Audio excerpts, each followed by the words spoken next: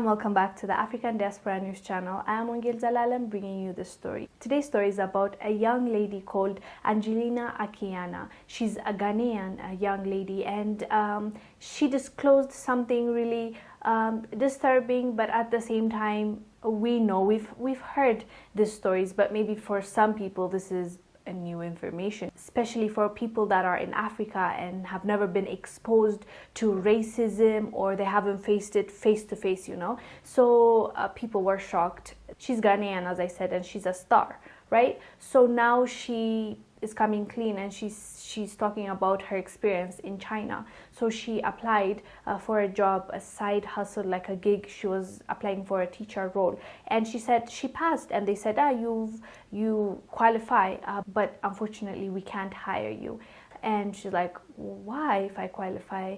And the reason that they told her is that her skin might scare away the kids, so they don't feel comfortable hiring her even though she's qualified for the job. So she was shocked, and I'm guessing that really takes away from your self-esteem. Like, imagine being told your skin color is scary, so we don't feel comfortable you teaching our kids, even though you're qualified, you got the grades and you got the skills, but unfortunately the skin color that you were born in it just doesn't work for our kids.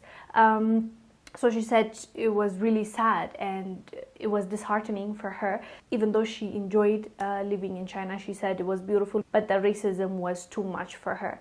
And she was recommending that the authorities, the officials, can do something about it, put in legislation that forbids people from being racist against Black people. Good luck with that, because do you remember during the pandemic how they were acting? Even the officials, the tenants were telling the people that it's the officials, it's the politicians, it's the people in the leadership role that were telling them, be careful of those Africans or the Black people.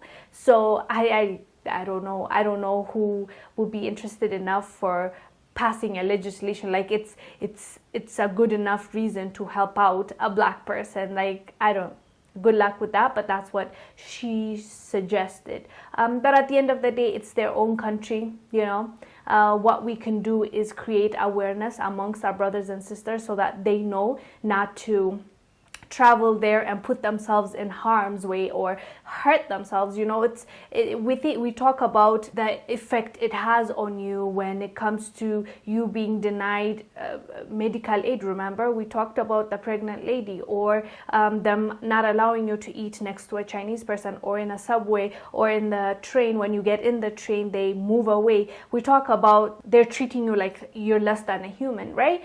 But one thing that I've been thinking about is, yes, all those things are bad, but nowadays, at least I can speak for my country, there are scholarships, there are cheap education that are being marketed to young kids, and those kids are going to China in masses. And what is it going to do to their self-esteem and confidence? This cycle is going to keep repeating itself. The older generation might be like, okay, I'm here just to work, whatever they say, it doesn't matter to me, I just want to work, take my money and go back to my home.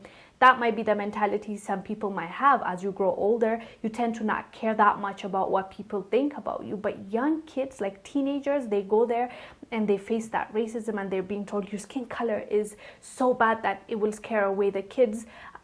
What kind of impact will it have in their psyche? Like, in the future, how are they going to come back to the African countries that they're living and become the person that we need them to be? They went there to get education. When they come back, what are they bringing back with them, and what kind of kids will they raise after hearing all that nonsense, taking it in, soaking it in? So that concerns me, because there's this marketing that is going on to the younger generation. Go to China, it's so cheap, you can work on the side, and kids are really looking forward to finishing high school and going and attending university there. So that to me does not sit well with me. So what we can do at the end of the day, as I said, that's their country.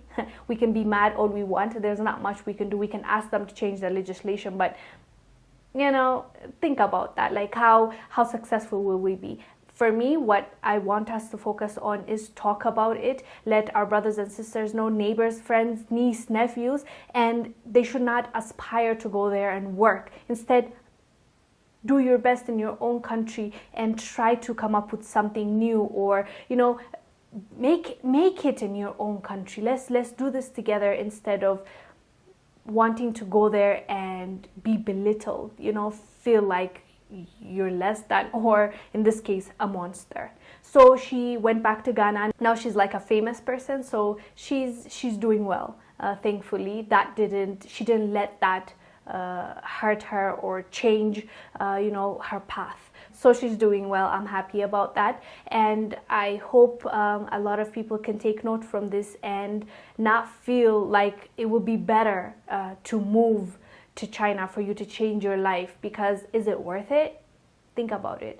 Anyways, guys, do let us know down below what your thoughts are about this topic. I am Wongel Zelalem bringing you the story. I will see you on the next one. Bye.